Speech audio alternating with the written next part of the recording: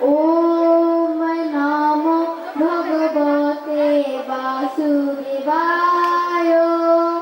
ওম নমো ভগবতে বাসুদেবায়। ওম নমো ভগবতে বাসুদেবায়। শ্রীমদ্ ভগবদ গীতা দ্বিতীয় অধ্যায় সপ্তম শ্লোক।